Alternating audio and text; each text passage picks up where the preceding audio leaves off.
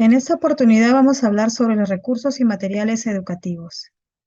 Nuestra labor pedagógica se ha preocupado por encontrar medios o recursos para mejorar la enseñanza y el aprendizaje. Es por ello que cuando se hace referencia a los recursos y materiales didácticos, estos deben ser considerados un medio de apoyo para el trabajo docente y para el aprendizaje del estudiante. En el ámbito educativo se considera de gran importancia el uso de recursos y materiales educativos.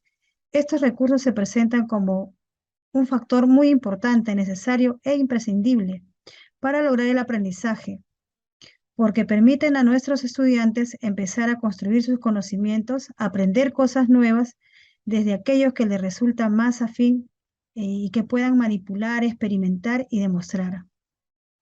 ¿Cuál es la finalidad de estos recursos y materiales educativos? Es que deben facilitar el proceso de enseñanza y aprendizaje, ser un apoyo al desempeño docente para la implementación del currículo nacional, la programación curricular, aportar al desarrollo de las sesiones de aprendizaje, facilitar la evaluación formativa y el reforzamiento de los aprendizajes. Entre los recursos pedagógicos tenemos los recursos impresos. En el caso de la educación básica alternativa, los recursos que trabajan son el texto escolar y el portafolio, ¿no? El cuaderno de trabajo como el portafolio. El texto escolar es un material educativo impreso, no fungible, cuyo contenido presenta secuencias didácticas y posee actividades dirigidas al logro de aprendizajes de los estudiantes de cada ciclo y nivel de educación básica, para desarrollar las competencias, capacidades y desempeños establecidos en el currículo nacional. El texto escolar no contempla espacios para el desarrollo de las actividades en el propio material. Para eso está el portafolio, ¿no? El portafolio de actividades o el cuaderno de trabajo. A partir de las situaciones significativas y los propósitos del aprendizaje, competencias, capacidades, desempeños y enfoques transversales, se desarrollan las experiencias de aprendizaje y sus respectivos contenidos. Se plantean actividades y se proponen estrategias e instrumentos de evaluación, ¿no? Es muy importante en la educación básica alternativa trabajar, ¿no?, con los estudiantes con materiales impresos como el libro de texto y el portafolio. ¿Cómo está organizado y estructurado estos materiales educativos, ¿no? Los textos y portafolios contienen actividades con enunciados, orientaciones y preguntas que van a promover la comprensión y la expresión, ¿no?, relacionando las situaciones significativas de la unidad, cuyo objetivo es fortalecer el aprendizaje de conocimientos. Las actividades del portafolio están articuladas con los textos. Por ello se encontrará en los textos el icono de la actividad que estará relacionada con la actividad del portafolio. Estas actividades promueven el diálogo, el debate, análisis y discusión, ¿no?, para fomentar el desarrollo de las competencias y capacidades propias de cada área. A continuación voy a hablar de la importancia de los materiales educativos. Este medio es uno de los recursos para organizar situaciones de enseñanza. Por lo tanto, estos medios son soportes que almacenan y difunden contenidos para mejorar el aprendizaje y también crea condiciones para que los profesores y los alumnos puedan interactuar dentro de un clima donde denomina pues el ambiente a fin de extraer los mejores resultados para su formación.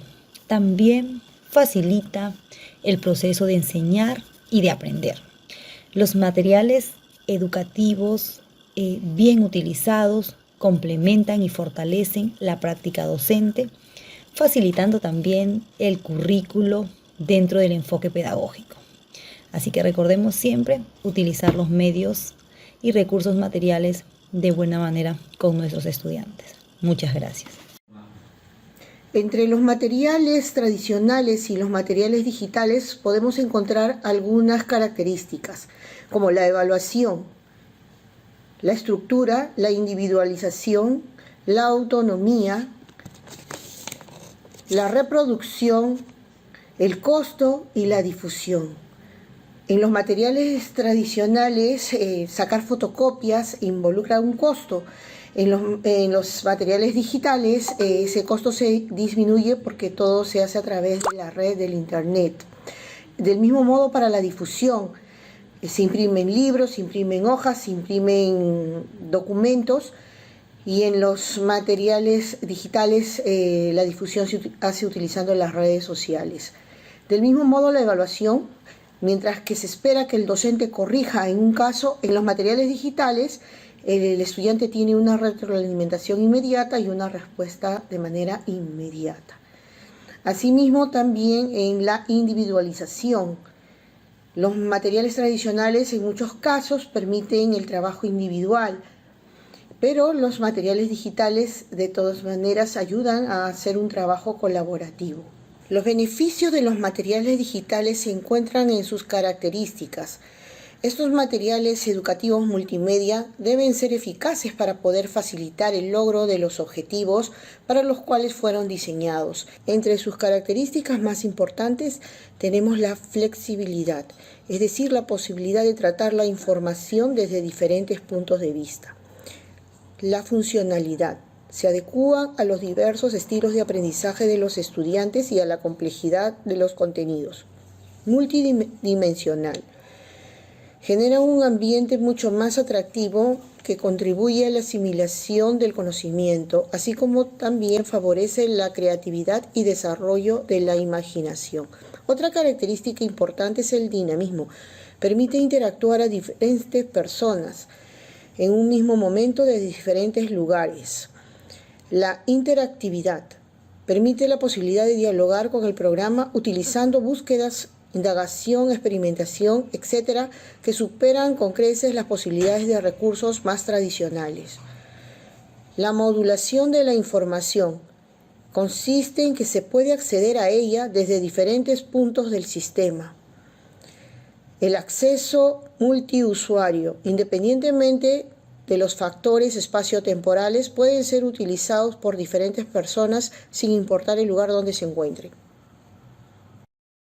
Continuando, ahora les voy a hablar un poco acerca de la clasificación de los recursos y materiales educativos. Como primer punto tenemos los recursos experienciales directos, que quiere decir que en observación o en contacto con estos tipos de recursos vamos a tener mayores aprendizajes. Por ejemplo, el zoológico, los museos, el contacto con la balanza nos proporciona conocimientos en naturaleza, en historia o en números respectivamente. Como segundo punto tenemos los recursos simbólicos, que quiere decir que hay recursos que de alguna manera nos va a aproximar al contacto real, ¿no? Por ejemplo, el globo terráqueo de alguna manera nos representa al planeta Tierra, o las maquetas que nos representan algún tipo de lugar o algún tipo de proceso. Como tercer punto tenemos los recursos estructurales o propios de la institución educativa. Por ejemplo, los gimnasios, las bibliotecas, las ludotecas, los laboratorios también nos proporcionan muchos aprendizajes. Ahora les voy a hablar acerca del medio ambiente como material o recurso educativo. La observación del medio ambiente nos va a llevar a explorar muchos procesos, muchas situaciones, y consigo nos va a llevar a analizar las problemáticas actuales. Estas problemáticas necesitan solución y esto va a hacer que el estudiante analice y de cierto modo busque aportes que pueda beneficiar a la sociedad con respecto a ellos, ahora o en un futuro. Bien, voy a hablar acerca de las nuevas tecnologías y la enseñanza, ¿no? Menciona que la educación en nuevas tecnologías en los centros deben pretender la comprensión crítica de los medios de comunicación, preocupándonos de cómo funcionan, cómo producen significados y de qué manera pueden y deben ser usados, ¿no? Las nuevas tecnologías exigen replantear una serie de concepciones educativas y cambios significativos en los contenidos, en las estrategias metodológicas y en aspectos organizativos, ¿no? Como materiales y personal en los centros, en este caso de EVA. Replanteamiento de concepciones educativas pasa a ser pues la reflexión sobre su conclusión en el marco de las finalidades educativas personales de cada profesor, y sobre todo en el marco del proyecto educativo que todos los centros tienen como referente de su tarea educativa. Exigencia de reestructuración organizativa, ¿no? Los centros educativos no pueden quedarse atrás en la incorporación de las ventajas de las nuevas tecnologías que ponen al servicio de la sociedad. Nuevas dimensiones de los contenidos. Algunos de los medios que tenemos en nuestro alcance actualmente, por ejemplo, el Internet, que nos permite el acceso a contenidos a través de distintas fuentes de información, por lo que los contenidos están constantemente actualizados. El replanteamiento de los métodos convencionales de enseñanza en estos avances generan pues metodologías peculiares y acordes con la posibilidad comunicativas y didácticas de estos medios, ¿no? En estas últimas décadas se considera pues como la era digital por la evolución de la tecnología, ¿no? Y el cambio de 360 grados en la enseñanza, ¿no? A partir de lo que sufrimos la pandemia. No teníamos la posibilidad de repente de poder dictar de forma presencial y el docente tuvo que dejar su pizarra y trasladarse a lo que es la tecnología, ¿no? El uso de la tecnología, el uso de WhatsApp, de Meet, de Zoom, etcétera. Entonces, mediante esas plataformas podíamos comunicarnos con los estudiantes y además algunas páginas que ayudaban al docente a que su clase sea más dinámica, ¿no? Como el Canvas, como en este caso si fuera matemática, GeoGebra, etcétera. Entonces esos recursos ayudaban a que el aprendizaje se logre con los estudiantes, pero eso también por parte del estudiante en algunos ha creado adicción por el mismo, de repente por el uso incorrecto de la tecnología, ¿no? No darle la buena utilidad, sino de repente utilizar en favor de los juegos, ¿no? Y eso conducía pues a diversas dificultades con los estudiantes, ¿no? Como por ejemplo adicción al juego. Eso sería todo.